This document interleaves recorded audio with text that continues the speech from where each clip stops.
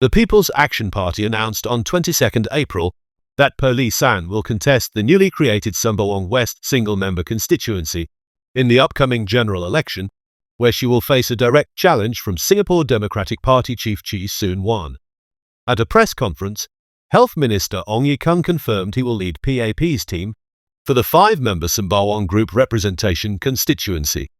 The team will feature 2 first-time candidates, Ong Ye Kung and Gabriel Lam.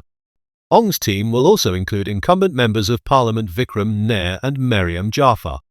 4-term MP Lim Wee Kiak, who was absent from the event, is not part of the team. Ong noted that Lim's status remains uncertain due to the complexity of candidate deployments.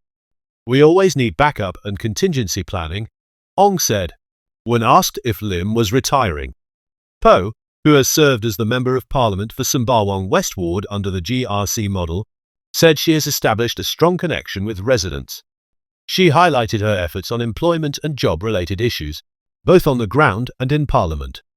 "I have implemented many changes in the community, and my residents know I have been working hard for them," Poh said.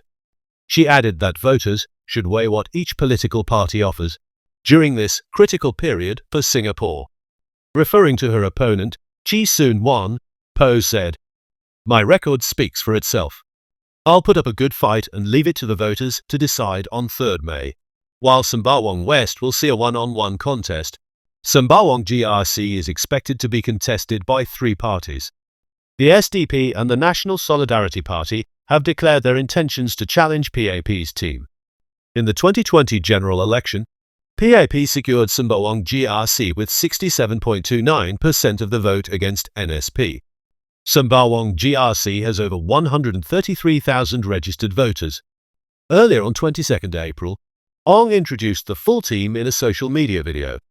The clip ended with a group photo of the candidates dressed in white captioned, "5 individuals, 1 team. A Sembawang for everyone." He confirmed that this announcement would be PAP's final slate reveal ahead of nomination day on 23rd April. However, the party has yet to announce its candidates in several key constituencies, including Queenstown and Radin Mas SMCs, and the East Coast, Tanjong Pagar, and Punggol GRCs.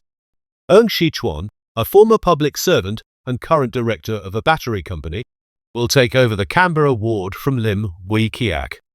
Ong has spent a decade as a grassroots volunteer in Macpherson.